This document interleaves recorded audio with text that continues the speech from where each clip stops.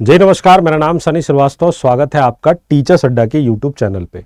बिहार शिक्षक भर्ती के चौथे चरण की दस्तक मिल चुकी है, अधियाचन कंप्लीट हो गया है और जो जानकारी हमारे पास है, जैसा कि मैंने आपको लास्ट वीडियो जब बनाई थी तब मैंने कहा था कि 1-2 दिन के अंदर क्लियर हो जाएगा कि 45,000 के आसपास पोस्ट है।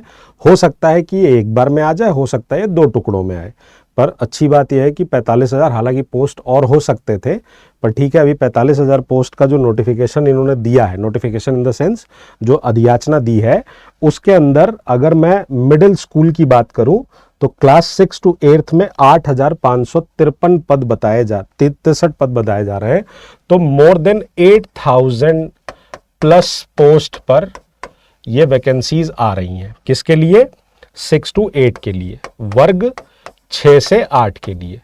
अब इन 6 से 8 वर्ग में लैंग्वेज की भी पोस्ट होती है, मैथ्स की भी होती है, साइंस की भी होती है और आपकी एसएसटी की भी होती है।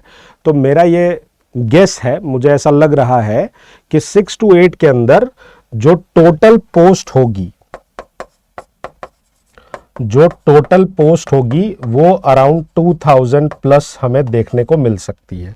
बाकी तो देखते हैं कितनी पोस्ट आती है। बहरहाल एक जो बड़ा डाउट है सबके मन में, उसको लेकर मैंने पहले भी वीडियोस बनाई हुई हैं, पर ठीक है, मैं एक बार उसको फिर से बना रहा हूं। तो मेरी आपसे उम्मीद है और मेरी आपको ये राय है कि मेरे बातों को अगले 5 मिनट 10 मिनट बहुत आराम से सुनिएगा। वो बच्चे जो कौन सी प्रिपरेशन करना चाह रहे हैं, सोशल साइंस वर्ग 6 से 8 है जिनका, ये जो प्रिपरेशन करना चाह रहे हैं वो लोग मेरी बात को बहुत ध्यान से सुनेंगे। ठीक है, बारी बारी हम सब पे बात करेंगे। कौन आवेदन कर सकता है, सब्जेक्ट कॉम्बिनेशन क्या है, पेपर का पैटर्न क्या है, कट ऑफ क्या है, टोटल पोस्ट तो मैंने आपको बता ही दी। अब अगर मैं सबसे पहले बात करूं एलिजिबिलिटी की, सबसे पहले अगर मैं बात करूं एलिजिबिलिटी को, यानी वर्ग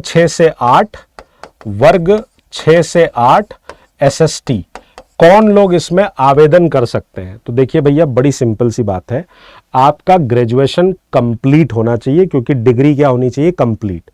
तो ग्रेजुएशन कंप्लीट हो, बीएड की डिग्री भी आपकी कंप्लीट होनी चाहिए, अपीयरिंग नहीं, और आपने सीटेट का या तो पेपर 2 पास कर रखा हो, या जब बिहार में बिहार टेट हुआ था तब आपका पेपर 2 पास हो। तो ये बिहार टेट तो काफी पहले हुआ था, तो अगर आपका सीटेट का पेपर 2 क्लियर है तो आप ये क्या कर सकते हो? फॉर्म को भर सकते हो। ठीक है।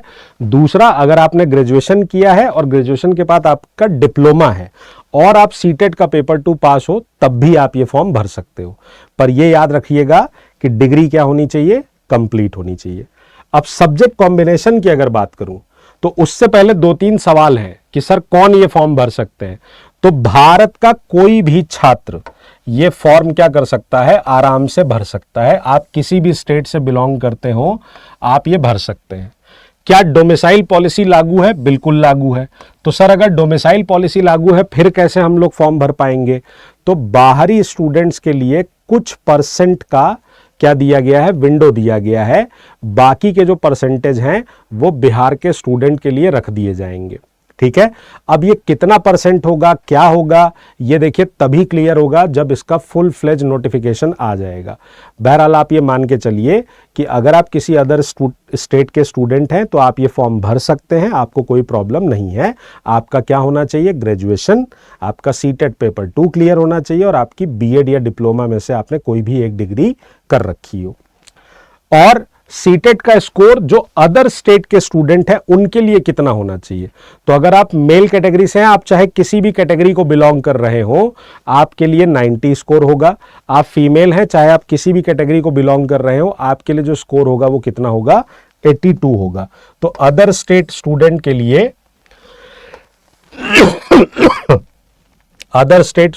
लिए जो स्कोर होना चाहिए वो ये होना चाहिए। सबसे इंपॉर्टेंट बात, अब बात करते हैं कि वर्ग 6 से 8 में, सामाजिक विज्ञान वर्ग 6 से 8 में जब आप फॉर्म भरना चाह रहे हैं, वर्ग 6 से 8 एसएसटी के लिए, सोशल साइंस के लिए, तो आपका सब्जेक्ट कॉम्बिनेशन क्या होना चाहिए? यहां मैंने कुछ सब्जेक्ट की लिस्ट दी हुई है।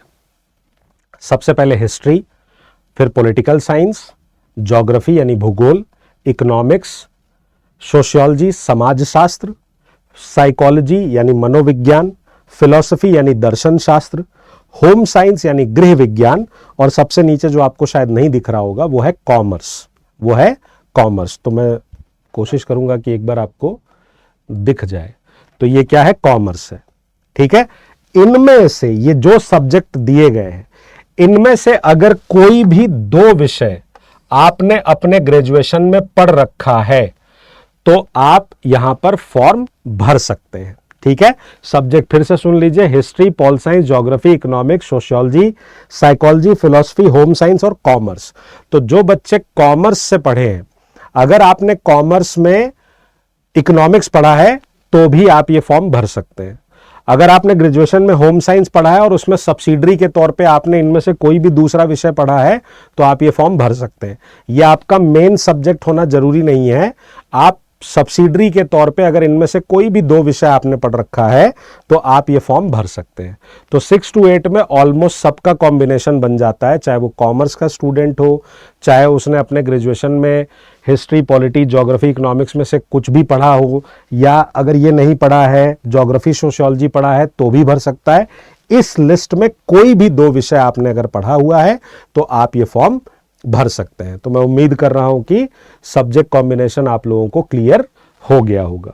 अब पेपर का पैटर्न क्या है, देखिए टोटल जो पेपर होता है वो 150 मार्क्स का होता है, जिसमें लैंग्वेज 30 नंबर की होती है, जिसमें हिंदी और इंग्लिश दोनों लैंग्वेज आती है। ये क्वालिफाइंग होता है, तो मैं क्वालिफाइंग वाले पे इतना आपको फोकस नहीं कर रहा हूं। जनरल पार्ट जो होता है उसके अंदर 40 नंबर और 40 क्वेश्चन होते हैं। एक क्वेश्चन 1 नंबर का होता है, नेगेटिव मार्किंग नहीं होती है। अगर हम जनरल पार्ट की बात करें, तो जनरल पार्ट में अभी तक का जो पेपर पैटर्न देखा गया है, उस पेपर पैटर्न के अकॉर्डिंग आपको करंट अफेयर्स पढ़ना होता है। आप मान के चलिए कि 7 to 8 क्वेश्चन आपको मिल जाते हैं करंट अफेयर्स से। और मैं बिहार जीके भी इसी में, मतलब बिहार का करंट अफेयर्स या बिहार से रिलेटेड भी इसी में डाल रहा हूं। मैथ से आपको 8 क्वेश्चंस देखने को मिलते हैं। आईएनएम से आपको 6 to 7 क्वेश्चंस देखने को मिलते हैं, कुछ में 7-8 क्वेश्चन भी आए हैं। एसएसटी के अंदर अगर मैं हिस्ट्री, पॉलिटी और ज्योग्राफी की बात करूं तो इन तीनों को मिलाकर लगभग 6 to 7 क्वेश्चंस आपको देखने को मिलते हैं। और साइंस के अंदर अगर मैं फिजिक्स, केमिस्ट्री और बायो की बात करूं तो यहां से भी आपको लगभग 6 से 7 क्वेश्चन देखने को मिलते हैं। ये मैं बता रहा हूं टीआरई 2.0 और 3.0 में 6 to 8 में जो पेपर आए थे उनके बेसिस पे।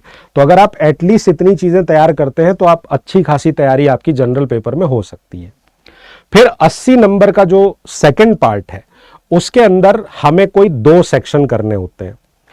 इसमें 4 पोर्शन पूछे जाते हैं, ABCD करके 4 पोर्शन पूछे जाते हैं, हिस्ट्री, पॉलिटी, ज्योग्राफी, इकोनॉमिक्स। आपको इन चारों में से अपने पेपर में कोई 2 विषय करने हैं, चाहे आप हिस्ट्री या ज्योग्राफी कर दीजिए, चाहे आप हिस्ट्री या पॉलिटी कर दीजिए, चाहे आप हिस्ट्री या इकोनॉमिक्स कर दीजिए, चाहे आप ज्योग्राफी पॉलिटी कर दीजिए, ज्योग्राफी इकोनॉमिक्स कर दीजिए। कोई भी 2 विषय आप पेपर में चुन सकते हैं। वही 40-40 के 2 सेक्शन आपको करने होते हैं, ठीक है। तो 40 नंबर का आपका हो गया जीएस,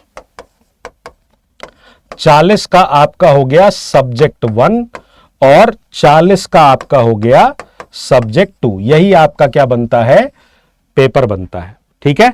अब यहां पर एक बहुत बड़ा कंफ्यूजन होता है बच्चों के अंदर, हालांकि मैं कई बार बता चुका हूं ये बात, पर फिर एक बार बता दे रहा हूं। अगर आपने अपने ग्रेजुएशन में, सपोज कीजिए कोई कैंडिडेट है, आप 6 to 8 का फॉर्म भर रहे हैं, आपने अपने ग्रेजुएशन में होम साइंस और इकोनॉमिक्स पढ़ रखा है, तो यहां पर आप पेपर में क्या लेंगे, तो इन पेपर में आप इनमें से कोई भी 2 ले सकते हैं। इसका आपके ग्रेजुएशन में आपने वो सब्जेक्ट पढ़ा था कि नहीं पढ़ा था उससे कोई लेना देना नहीं है। आपको जो प्रिपरेशन करनी है वो इन्हीं चारों में से किसी 2 विषय की करनी है। सबसे ज्यादा जो बच्चे तैयारी करते हैं वो हिस्ट्री और पॉलिटी का कॉम्बिनेशन होता है। तो अगर आपने अपने ग्रेजुएशन में हिस्ट्री, पॉलिटी नहीं भी पढ़ा है तो भी कोई दिक्कत वाली बात नहीं है, आपको पेपर में हिस्ट्री या पॉलिटी ही लेना है। समझ गए? तो आपने अपने ग्रेजुएशन में इनमें से जो पढ़ा था उसके बेसिस पे आप फॉर्म भरते हैं। लेकिन एग्जाम का जो पैटर्न है वहां पर आपको इन 4 में से कोई भी 2 विषय लेने होंगे और वही 2 विषय आपसे एग्जाम में क्या होंगे, पूछे जाएंगे, मतलब आपसे पूछे जाएंगे, आपको उनका सवाल का जवाब देना होगा और आपकी मेरिट उसी पे बनेगी। ठीक है, तो उम्मीद करता हूं कि मेरी ये बात समझ में आ गई होगी। आगे बढ़ते हैं। पेपर का पैटर्न ये हो गया। कट ऑफ की अगर मैं बात करूं तो कट ऑफ में देख लीजिए ध्यान से, टीआरई 1.0 जब हुआ था तो मतलब पहला जब टीआरई हुआ था टीचिंग रिक्रूटमेंट तब तो हुआ ही नहीं था। 2.0 में जो टोटल पोस्ट थी वो लगभग 8,000 के आसपास थी और उसमें जो मेल की कट ऑफ गई थी वो गई थी 85 और फीमेल की कट ऑफ गई थी 76। फिर टीआरई 3.0 जब आया तो उसमें कट ऑफ पोस्ट का नंबर बहुत ज्यादा घट गया, 3700 पोस्ट थी और तब मेल की कट ऑफ गई थी 75 और फीमेल की कट ऑफ गई थी 68। तो यहां पर हमको 2 चीजें समझ में आ रही हैं। पोस्ट ज्यादा होने से कट ऑफ कम हो जाए ऐसा जरूरी नहीं है, यह डिपेंड करता है कि आपका पेपर कैसा आया है और उस पेपर को लोगों ने किस तरीके से सॉल्व किया है। ठीक है, तो टीआरई 4.0 में टोटल पोस्ट कितनी होगी, तो मैंने आपसे कहा कि मेरा एक अंदाजा है कि टोटल पोस्ट अराउंड 2000 प्लस के आसपास एसएसटी के अंदर टोटल पोस्ट हो सकती है। कट ऑफ कितनी जाएगी, हम आपको एक गोल्डन रूल बता देते हैं और वो गोल्डन रूल क्या है वो मैं हमेशा अपने बच्चों को बताता हूं। आपको जीएस में टारगेट करना है एटलीस्ट 25 प्लस मार्क्स। सब्जेक्ट 1 में आपको टारगेट करना है 30 प्लस मार्क्स, सब्जेक्ट 2 में आपको टारगेट करना है 30 प्लस मार्क्स। आप तीनों को जोड़ दीजिए, आप 85 प्लस। अगर आपने 85 का स्कोर कर दिया, और ये मैं जनरल कैटेगरी की बता रहा हूं, बाकी लोगों की जनरल कैटेगरी से नीचे ही रहती है, इससे ऊपर नहीं जाती है। तो जब भी कट ऑफ बताया जाता है तो जनरल कैटेगरी के रिगार्डिंग इसलिए बताया जाता है ताकि उस हिसाब से बाकी की कैटेगरीज अपना अंदाजा लगा लें। अगर आप ओबीसी से हैं तो 1-2 नंबर कम कर लीजिए, कई बार बराबर ही हो जाती है। अगर आप एससी कैटेगरी से बिलोंग कर रहे हैं तो 4-5 नंबर कम कर लीजिए, एसटी कैटेगरी से बिलोंग कर रहे हैं तो 6-7 नंबर कम कर लीजिए। इस तरीके से आप अपनी कट ऑफ को कम कर सकते हैं। आपका टारगेट जो होना चाहिए ना वो 25-30-30 का गोल्डन रूल पकड़ लो आप। 25-30-30 का गोल्डन रूल पकड़ लो आप। अगर आपने इतना कर दिया तो मैं ये बता रहा हूं आपको कि लगभग आप मान के चलो कि इतने के आसपास आपकी अगली कट ऑफ जाएगी, चाहे आपका पेपर कैसा भी आए। ठीक है, ठीक है, प्लस माइनस आप कर सकते हो, प्लस माइनस आप कर सकते हो 2 नंबर, प्लस माइनस आप 2 नंबर कर सकते हो। तो आपको तैयारी अपनी तो 85 प्लस की करनी है। सिलेबस की अगर बात करूं, 6 to 8 के सिलेबस में बच्चे काफ़ी ज़्यादा जो है वो परेशान रहते हैं कि सर हमें एंशंट हिस्ट्री पढ़ना है कि नहीं, हमें मिडीवल हिस्ट्री पढ़ना है कि नहीं, हमें मॉडर्न हिस्ट्री पढ़ना है कि नहीं पढ़ना है। अगर आप सब्जेक्ट कॉम्बिनेशन हिस्ट्री और पॉलिटी का ले रहे हैं, ज्योग्राफी पे आपसे अलग से बात कर लेंगे गौरव सर, इकोनॉमिक्स में विम्पी मैम बात करेंगी, मैं बात कर रहा हूँ हिस्ट्री की और मैं बात कर रहा हूँ पॉलिटी की, क्योंकि सबसे ज़्यादा कॉम्बिनेशन यही होता है, तो मैं इस पर बात कर रहा हूँ। दोनों सब्जेक्ट मैं पढ़ाता हूँ तो मैं अपने सब्जेक्ट की बात कर रहा हूं। सिलेबस की अगर बात की जाए तो हिस्ट्री के अंदर आपका जो फोकस है वो होना चाहिए 6 to 8। हम बात कर रहे हैं किसकी, वर्ग 6 to 8 की बात कर रहे हैं, एसएसटी की। तो हिस्ट्री के अंदर आपका फोकस होना चाहिए वर्ल्ड हिस्ट्री पे, आपका फोकस होना चाहिए इंडियन नेशनल मूवमेंट पे। सबसे ज्यादा क्वेश्चन आपको यहीं से मिलेंगे। फिर उसके बाद आप पढ़िए मॉडर्न इंडिया, और जब इन तीनों को आप पढ़ के खत्म कर लीजिए तब अगर आप चाहें तो एंशेंट और मिडीवल को आप पढ़ सकते हैं। एंशेंट और मिडीवल को आप पढ़ सकते हैं, नहीं तो यूट्यूब पे जो मेरी प्रैक्टिस क्लासेस पड़ी हुई हैं आप उनसे भी पढ़ लेंगे तो आपका काम हो जाएगा। 2-3 क्वेश्चन पीछे पूछे गए थे और उसमें भी 2 क्वेश्चन बहुत ही कठिन पूछ लिया गया था जो कहीं मिलता नहीं है जल्दी से, तो ये बहुत अनप्रेडिक्टेबल है। हम वो तैयारी करें जो हमें पता है जहां से क्वेश्चन आएंगे, तो इनको पढ़िए। और पॉलिटी के अंदर आपको पूरी पॉलिटी यानी इंडियन पॉलिटी पूरी पढ़नी है और आपको एनसीईआरटी और एससीईआरटी बेस्ड पॉलिटी पूरी पढ़नी है। 70% फोकस यहां रहेगा और 30% फोकस यहां रहेगा। ठीक है, तो ये सिलेबस है, आपको इस हिसाब से तैयारी करनी है। जाने से पहले हम आपको कुछ टिप्स देते जा रहे हैं, उनको ध्यान से समझ लीजिएगा। टिप नंबर 1 क्या है? टिप नंबर 1 यह है कि अगर आप खुद से पढ़ाई कर रहे हैं तो बुक रीड पे ध्यान दीजिए। खुद से अगर आप पढ़ाई कर रहे हैं, आप कोई बैच नहीं ज्वाइन कर रहे हैं, कहीं कुछ नहीं, आपको सेल्फ स्टडी करनी है, तो बुक रीडिंग पे ध्यान दीजिए। अब तो कही दिया गया है कि एनसीईआरटी पे ध्यान देना है, तो आपको एनसीईआरटी क्लास 6 to 10th या एटलीस्ट आपको 8th से लेके 10th तक की एनसीईआरटी जरूर से पढ़नी होगी। पर कोशिश करिएगा कि आप 6 से 10 तक की पढ़ लीजिए। देखिए 6 से 8 की एनसीईआरटी आपने मेरे साथ सीटेट में पढ़ी होगी, नहीं पढ़ी है तो प्लेलिस्ट पड़ी हुई है एनसीईआरटी फिल्टर की, उठाइए पढ़ जाइए, लाइन से सब है उसके अंदर। 9 10th आप ढंग से पढ़िए, मेहनत करिए, प्लेलिस्ट देखिए हमारी, आपकी तैयारी बढ़िया हो जाएगी। वही सेम चीज़ आपको क्या करना है, पॉलिटी में भी करना है, हिस्ट्री में भी और पॉलिटी में भी। एससीईआरटी की किताबों का रेफरेंस भी लीजिएगा, क्योंकि कुछ सवाल एकदम डायरेक्ट आ जाते हैं एससीईआरटी से। उसके अलावा पीवाईक्यूज, टीआरई 1 2 3 के पीवाईक्यूज लगाइए, बीपीएससी के जो प्रीलिम्स के पेपर होते हैं उनके पीवाईक्यूज लगाइए, आपको बहुत फायदा मिलेगा, खासकर हिस्ट्री, पॉलिटी और आपके जीएस वाले पोर्शन के लिए। तीसरा, स्मार्ट प्रिपरेशन करिए जीएस की। जीएस में ज़्यादा पढ़ने से नहीं होगा, जनरल पेपर के लिए ज़्यादा पढ़िए मत, ज़्यादा पढ़ने से बजाय आप प्रैक्टिस ज़्यादा करिए। पीसीएस के जो क्वेश्चन आए हुए हैं उसमें से आप इंडियन नेशनल मूवमेंट के सारे क्वेश्चन लगा जाइए, मॉडर्न इंडिया के सारे क्वेश्चन लगा जाइए, ज्योग्राफी के क्वेश्चन लगाइए, पॉलिटी के क्वेश्चन लगाइए, तो आप साइंस के क्वेश्चन लगाइए, तो यहीं से आपको डायरेक्ट सवाल मिलेंगे आपके एग्जाम में। तो काम ज़्यादा है, एग्जाम आपका मोस्ट प्रोबेबली जुलाई में होगा, तो आपके पास 4 महीने का समय है, तो आप 4 महीने में ये सारा काम कर सकते हैं, ठीक है। 4 महीने में सारा काम कर सकते हैं। जो लोग बैचेस के अंदर पढ़ना चाहते हैं, तो 2 तरीके के बैचेस हैं।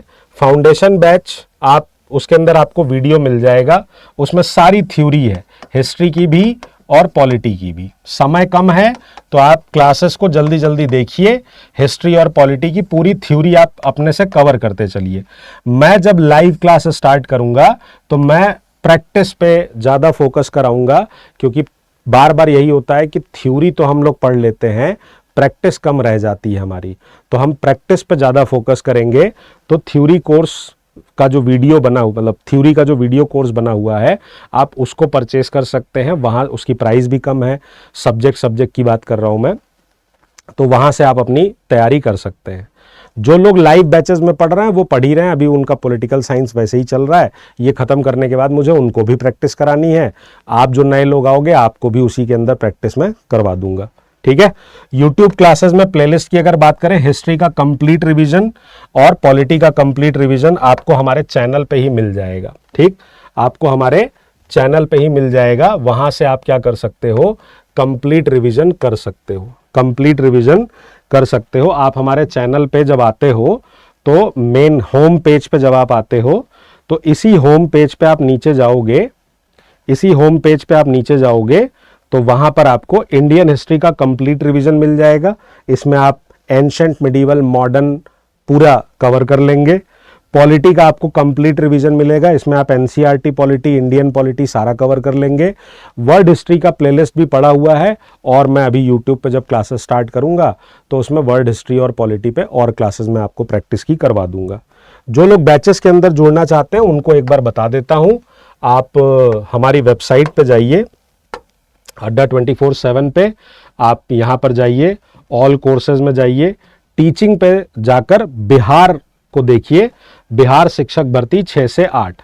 बेहतर यह है कि आप क्या करें, महापैक जो यहाँ का सफलता पैक है बिहार का, वो ज्वाइन कर ले, और ये आपका 16 महीने का मात्र 2000 रुपये है। इसमें आप कोड वोड लगाएंगे तो और ये कम हो जाएगा, और ये कम हो जाएगा, और ये आपको पड़ जाएगा Y793 कोड लगा दीजिएगा तो ये आपको 1899 रुपये का पड़ जाएगा। 1900 रुपये का 16 महीने का महापैक आपका पड़ जाएगा। पहले ये 12 महीने हुआ करता था, 4 महीने और उसको बढ़ा दिया गया है ताकि आपको कोई दिक्कत ना आने पाए। इंडिविजुअल कोई बैच आपको लेना है तो आप कोई भी एक बैच उठाइए। बैच में ये याद रखिएगा, लाइव के साथ रिकॉर्डेड क्लासेस भी होंगी, और जब लाइव शुरू करेंगे तो प्रैक्टिस क्लास शुरू करेंगे, उसके अंदर प्रैक्टिस कराएंगे। मैं अपने बैच की बात कर रहा हूँ, ठीक है। तो ये सोशल साइंस का बैच है, इसके अंदर आपको लाइव क्लास भी दिख जाएगी, अभी इसमें लाइव चल रही है। जैसे सोशल साइंस में आप जाओगे तो एनसीईआरटी पॉलिटी की क्लास ये अभी लाइव चल रही है। वीडियो वाले पोर्शन में जाओगे तो वीडियो वाले पोर्शन में आपको सोशल साइंस के अंदर वर्ल्ड हिस्ट्री के सारे लेक्चर दिख जाएंगे। वर्ल्ड हिस्ट्री के अलावा आपको इसी तरह से हिस्ट्री के अंदर मैंने सब दे दिया है, एंशिएंट, मिडीवल, मॉडर्न और इंडियन नेशनल मूवमेंट। कि बहुत सारे बच्चे होते हैं, देखो जो 6 से 8 की के लिए भी फॉर्म भरेंगे, 9-10 के लिए भी भरेंगे, तो एक बैच में ही उनका काम हो जाए तो चारों पोर्शन है यहाँ पे। और इंडियन पॉलिटी की भी आपको सारी क्लासेस के अंदर दिख जाएंगी। तो इस बैच से आप जुड़ सकते हैं और अपनी तैयारी कर सकते हैं। तो ये थी कंप्लीट इन्फॉर्मेशन।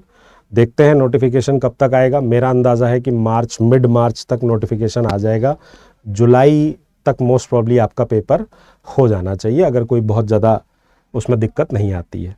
तो मैं उम्मीद कर रहा हूँ कि मैंने आपके एक एक सवाल का जवाब दिया होगा। अब भी अगर आपको कोई डाउट है, वैसे तो अब कोई डाउट बचना नहीं चाहिए, लेकिन अब भी अगर आपको कोई डाउट है तो आप कमेंट बॉक्स में लिख सकते हैं। ध्यान रखिएगा अपना। जय हिंद, जय भारत, नमस्कार।